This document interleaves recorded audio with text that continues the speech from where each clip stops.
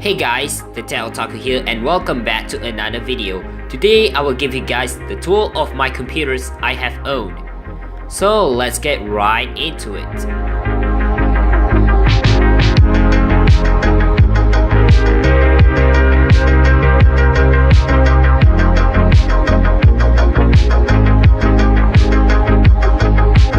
First computer to take a look at is my main laptop, the Asus A43SD or K43SD laptop. This is my main laptop after I traded my old Asus laptop to my other sister. You know, my old Asus laptop had an Intel Core i5 processor and GT635M discrete GPU. But my main laptop here does have an Intel Pentium processor and GeForce 610M discrete GPU. Yeah, I put these stickers that my English teacher gave me, so thank her for that. You notice that the VGA port is plugged into my laptop. I have a crappy AOC LM525A monitor with 1024x768 resolution. That's absolutely crap. Alright, enough rambling. On to the ports. On the left, we have Kensington lock, a cooling vent for both CPU and GPU, a charging port. Wait, why did this laptop have a weird placement for a power port? Anyways, we have an Ethernet port, a VGA port which is plugged into my crappy monitor, an HDMI port which is a nice touch, and a USB 3.0 port. On the right, we have an optical drive, two USB 2.0 ports. One of them was occupied by my wireless mouse receiver and 3.5mm audio ports. On the front, we have status LED for power, battery, hard drive, Wi-Fi, and caps lock. On the back, nothing except with the battery. Obviously, this doesn't have a battery attached to it because the battery was toast. On to the screen lid. The lid itself was so glossy, which I dislike about because it was prone to fingerprints. But hey, whatever, this machine was used as my temporary desktop replacement. That leads us to the screen. It has a 14-inch glossy display with a resolution of 1366x768, which is absolutely the most horrible resolution for me. Not productive enough. On the top of the screen, we have a webcam, an indicator whenever the webcam is on, and a microphone. The webcam quality looks trash in my opinion, but it works for Skype calls or something. The microphone, it sounds really horrible. This is how the microphone on my Asus A43SD laptop sounds like. It sounds horrible, right? But hey, it works. On to the palm rest. Above the keyboard, we have the Altec Lansing speakers and a power button. As for the speakers, they sound okay to be honest, but they had lack of bass, so I had to get a new headphones with good bass. Moving on, we have a keyboard and a touchpad. The keyboard has some wear to it, and the touchpad has some paint chips in there. I think the keyboard was okay in my opinion, but I will get used to it. Here's the keyboard test.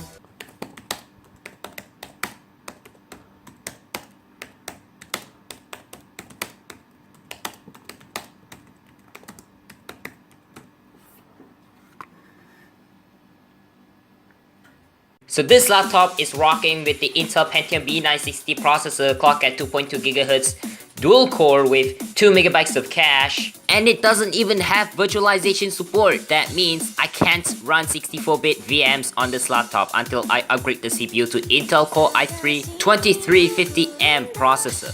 This thing has 6 gigs of DDR3 RAM running at 1333 MHz, but my 4GB stick that I stole from my mom's laptop was indeed DDR3 1600. This laptop also had a 320GB Western Digital Scorpio Black 7200 RPM hard drive. It boots up Windows 10 plenty fast without fast startup, much better than 5400 RPM hard drive, but it's not as fast as an SSD. This laptop originally came with Windows 7 Home Premium 64-bit pre-installed. This laptop was used by my other sister in the past. Since I got this laptop, I installed Windows 10 Home a year ago and it runs rock solid stable. I know Windows 10 might run unstable for some people, but I have no issues with Windows 10. For now, this laptop is now running Windows 10 with the latest anniversary update. So yeah, the NVIDIA GeForce 610M discrete GPU does perform nicely on some moderate demanding games. But the question is, can it handle Minecraft? That's what Minecraft kids ask for. The answer is, yeah, it can handle Minecraft but might run pretty choppy if you crank the settings up, and the GeForce 610M will be outperformed quickly by Nvidia's latest Pascal GPUs like the GTX 1050, 1060, 1070, and even GTX 1080. As for Minecraft, the chunks are taking a long time to load for some reason, but hey, this game is playable on 610M. And that's about it for the Asus A43SD or K43SD. Let's move on! I have two netbooks as you saw in the intro, so let's have a look at one of them. This is the HP Mini 110 35000 netbook. My particular model I have was the 3558TU with the Atom N455 processor and a single gig of RAM. I use this thing to host my Discord bot 24/7. This netbook is running Windows Server 2008 R2 Enterprise with Service Pack 1, and let's have a look at the specs. It has an Intel Atom N455 processor clocked at 1.66 GHz, single core with 2 threads, 1GB of RAM, which unfortunately suffers some issues that cause Windows 10 running on this netbook to blue screen frequently.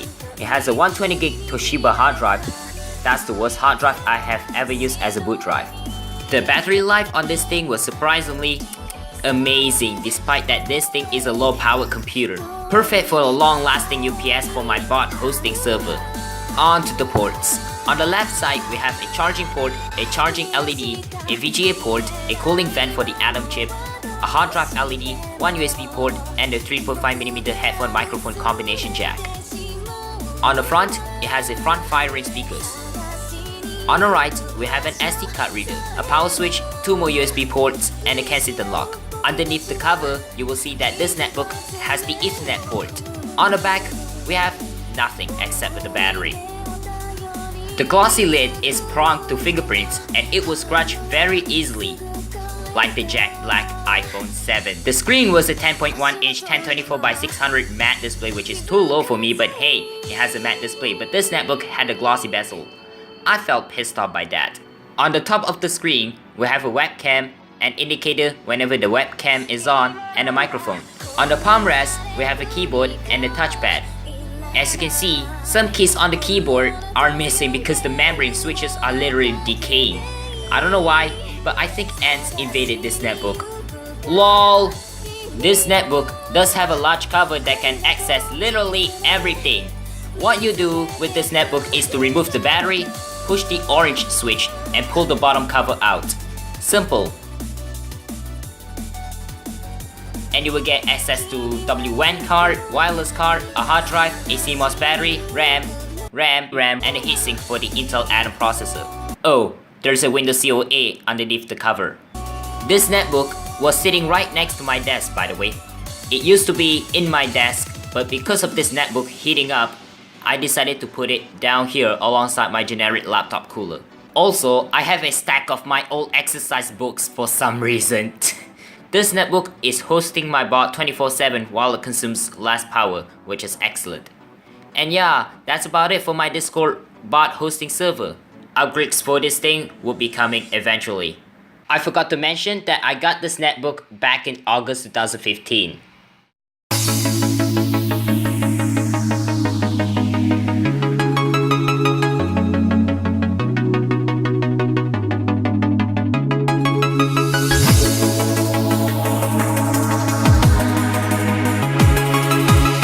Next up is the one and only, the aging Compaq laptop. This is the Compaq Presario V3000. I got this laptop since my Note 1 broke. I believe I got this thing for free from my Malay teacher since she is currently using the Lenovo IdeaPad 100S. I think it was back in June 16, 2016. I barely used this, but this laptop was used as a Windows Insider machine before. The worst case that this laptop has, it has no battery! Specs of this computer. It has Intel Pentium T2080 processor clocked at 1.73 GHz dual core, 1.5 gigs of DDR2 RAM, a 320GB hard drive. It used to have 80GB hard drive, but since that 80GB hard drive failed on me, I decided to replace it with what I have. Let's have a look at the ports on this laptop. On the left side we have an S-Video port, a VGA port, a proprietary docking port, 10100 Ethernet, a USB port, a 5-wire port. Who uses 5-wire anyway? An SD card slot, and an expansion card slot. On the front, we have status LEDs for power, charging, and hard drive. We also have a wireless switch and of course, IR blaster presumably. And we also have 3.5mm audio ports. On the right side, we have a DVD drive, 2 more USB ports, a modem, who uses modem nowadays, a charging port alongside the charging indicator ring across it, and a Kensington lock. On the back, we have a cooling vent for the Pentium processor. Onto the screen.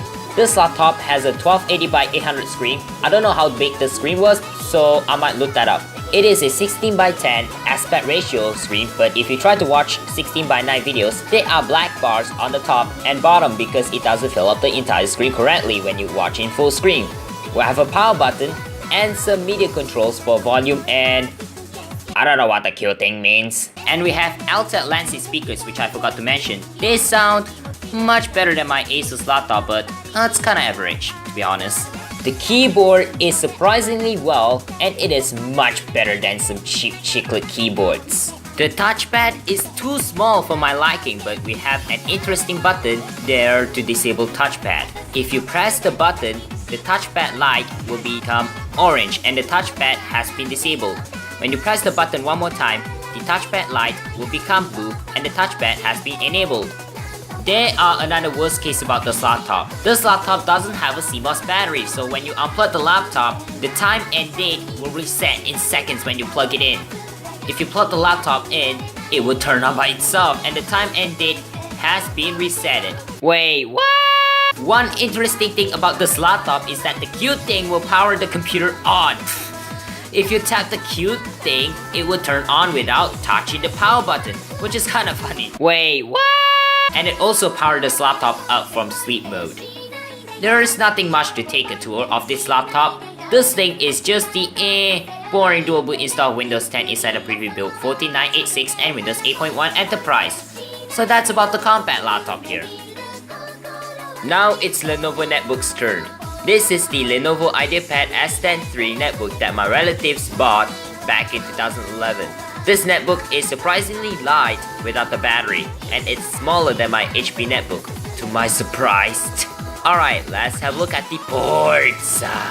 On the left side, we have a VGA port, a charging port, a USB port, a cooling vent, a wireless switch, and an SD card reader. On the front, we have status LED for power, charging, Wi-Fi, and hard drive. There's a notch to open the netbook, which is also a location for the touchpad. Oh yeah, this netbook had a bottom firing speaker, which I forgot to mention. On the right side, we have 3.5mm audio ports, 2 USB ports, an Ethernet port, and a random hole. I think you can attach a lanyard on this netbook, which is cool. On the back, nothing except with the battery. There's no battery since the battery is toasty now. When you take out the battery, you can put the SIM card in this netbook. I found it pretty odd for consumer grade laptops, but you can use cellular data on this netbook if you are using it on the go. Nice. On the lid, we have an interesting checkerboard texture to it. Onto the screen. Same screen resolution as my HP netbook had, but it's glossy this time. On the top, we have a webcam, an indicator, and a microphone. On the left of the screen, we have a caps lock LED and a power button. On the palm rest, we have a keyboard and a touchpad. That keyboard looks like the newer ThinkPad keyboard, but this netbook is not a ThinkPad at all. The touchpad is small, but it does have 2 buttons integrated to it. They have some wear to it, but hey, not a big issue for me. The keyboard, it feels pretty okay, but I like this keyboard anyway. One thing that is wrong with this netbook is that the screen has some bad graphical border on the left, which is weird. I think it's because there is something wrong with the screen cable or something. I'll investigate later on. Trying to temporarily fix the issue used to be simple, and now it is so hard to fix that. And I felt so sorry for Mason Nohara from Clannad. Wait, that's not made me so. Alright, the specs of this netbook. This netbook is rocking with the Intel Atom N470 processor clock at 1.83 GHz single core with 2 threads, 1GB of DDR2 RAM, 500GB Samsung hard drive, no, not Samsung SSD, hard drive. And yeah, this thing has a dual boot Windows 10 Pro and Windows 8 Pro with Media Center. Still, nothing much to show about this netbook. So let's move on to the next one. The next part will be coming in the part 2 of this video. So yeah, stay tuned.